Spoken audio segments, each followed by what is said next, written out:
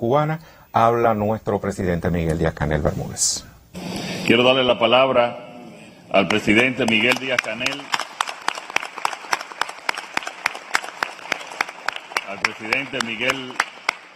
Díaz-Canel, de la hermana República de Cuba. Excelentísimo señor Luis Abinader, presidente de la República Dominicana, Su Majestad Felipe VI, excelentísimos señores jefes de Estado y de Gobierno de Iberoamérica, jefes de delegaciones, excelentísimo señor Andrés Alamán, secretario general iberoamericano. Emociona mucho visitar la hermana República Dominicana, cuna de un pueblo generoso y noble, tan ligado a Cuba en la geografía y en la historia, que en algunas regiones de nuestros países cuesta trabajo diferenciarnos. Sobre la cumbre de su unión cabalga el generalísimo Máximo Gómez Báez, nacido en estas tierras, quien llegó a ser excepcional jefe de las fuerzas mambisas en la lucha por nuestra independencia, razón por la que en Cuba le rendimos permanente y sentido homenaje. El viejo Gómez, como le llamaban cariñosamente el pueblo y la tropa, con su indiscutido talento militar y un sentido de patria que sobrepasaba las fronteras dominicanas, se ganó los grados de general del Ejército Libertador Cubano en un episodio trascendente que nuestra historia reconoce como la primera carga al machete. En aquel legendario combate, el empleo estratégico de esa herramienta de trabajo trascendió para convertirla en la más cubana de las armas frente al ejército español. Esa poderosa historia dominicana cubana tiene especiales resonancias aquí un día como hoy.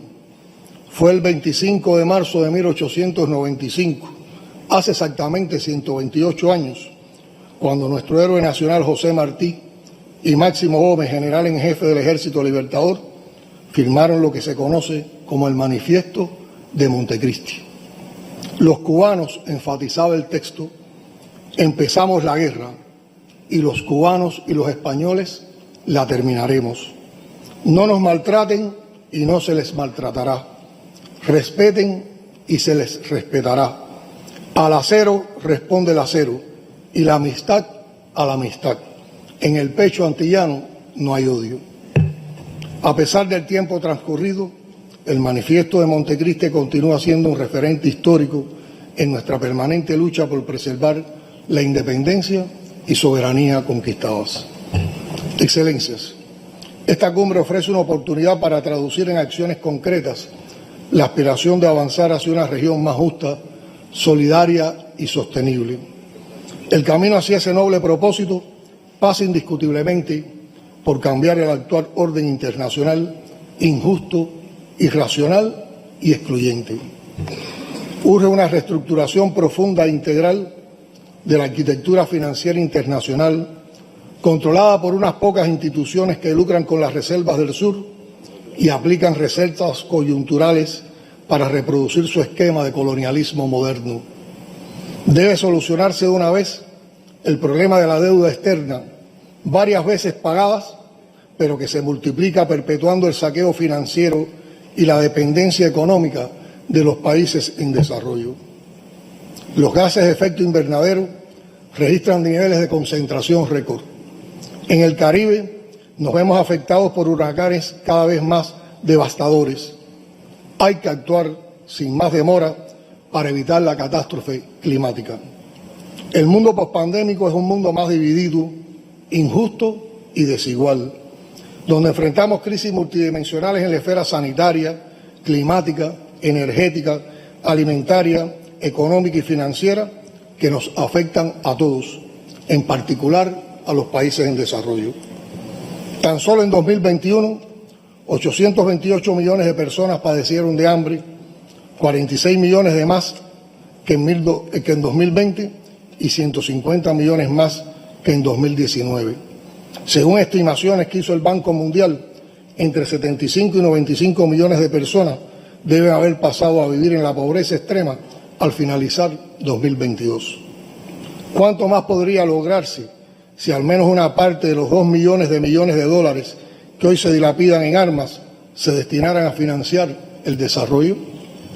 ¿Cuánto podrían reducirse las inequidades, la inseguridad alimentaria, el desempleo, el analfabetismo y la pobreza, si se respaldara la Agenda 2030 con acciones concretas en materia de acceso a mercados, financiamiento en condiciones justas y preferenciales, creación de capacidades y transferencia de tecnologías. En estos tiempos de crisis multidimensionales que gravitan con particular fuerza sobre los países del sur y de intentos incesantes por fragmentar nuestra unidad, Cuba ha asumido con total compromiso la presidencia del Grupo de los 77 más China. Desempeñamos esa alta responsabilidad con la convicción de que la solidaridad y la cooperación deben prevalecer al servicio del desarrollo. La Conferencia Iberoamericana, a través del fomento de la cooperación inclusiva, puede y debe contribuir a alcanzar ese objetivo compartido.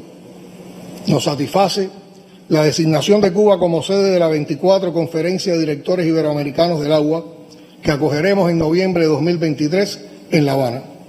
En esa importante cita, tenemos la voluntad de poner a disposición de la comunidad iberoamericana un programa de formación y desarrollo de capacidades técnicas especializadas para la gestión y manejo integral de las aguas, con cursos de posgrados, maestrías y doctorados en centros universitarios cubanos.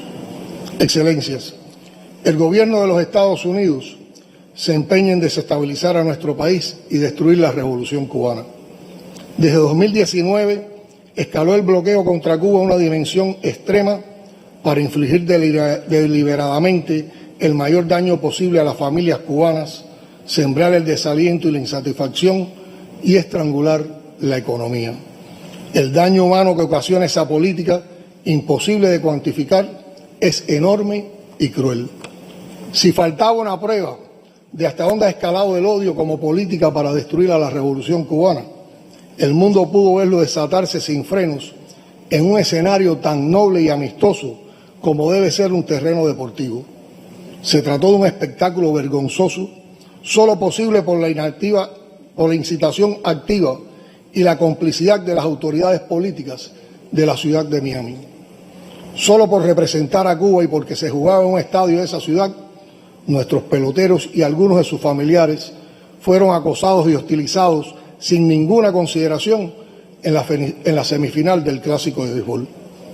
Paralelamente, como un insulto a la verdad y una ofensa a mi país, que está entre las mayores víctimas del terrorismo en el hemisferio occidental, se mantiene la injustificada inclusión de Cuba en la espuria lista de países que supuestamente patrocinan el terrorismo, emitida unilateralmente por el Departamento de Estado. No se trata solo de una mentira, de una calumnia sin fundamento. Incluir en esa lista a un país cuya conducta de firme rechazo y persecución a cualquier forma o manifestación de terrorismo es intachable y reconocida, dificulta en extremo todas nuestras transacciones financieras y comerciales y las posibilidades de crédito. Agradecemos el valioso acompañamiento de Iberoamérica por los pronunciamientos de rechazo al bloqueo y sus demandas de exclusión de Cuba de la arbitraria lista de estados patrocinadores del terrorismo. Frente a los intentos del imperio de recolonizarnos e imponernos una cultura y modelos únicos, la región se une bajo el liderazgo de la CELAC, honrando el compromiso con la proclama de América Latina y el Caribe como zona de paz. Reiteramos nuestra firme solidaridad con los legítimos gobiernos de Venezuela, Nicaragua y Bolivia, sometidos a persistentes intentos de desestabilización, porque también los ha sufrido y conoce sus costos humanos, políticos y sociales. Cuba condena y rechaza el injerencismo que fractura los consensos. Respaldamos el legítimo reclamo de Argentina de soberanía sobre las Islas Malvinas, Sandwich del Sur y Georgias del Sur y los espacios marítimos circundantes. Reafirmamos el compromiso histórico con la libre determinación y la independencia del pueblo de Puerto Rico. Ratificamos el compromiso con los procesos de paz en Colombia, tanto como reiteramos que el hermano pueblo haitiano necesita paz y todo nuestro apoyo, más solidaridad y cooperación internacional sobre la base del pleno respeto a la soberanía y autodeterminación de esa nación. Nuestro reconocimiento a la República Dominicana por los notables resultados alcanzados en estos 2 años de liderazgo de la comunidad iberoamericana. auguramos éxitos a la República del Ecuador en sus nuevas funciones como Secretaría Pro Tempore. Cuenten siempre con Cuba en el empeño de consolidar un mundo más justo, solidario y sostenible, que avanza hacia el desarrollo y la prosperidad de nuestros pueblos, de los hermanos de sangre, de historia, de batallas y de esperanzas. Desde estos deslumbrantes territorios de América, que inspiraron en Alejo Carpentier la idea de lo real maravilloso, siempre que estamos juntos, nos crece la certeza de que sí podemos. Muchas gracias.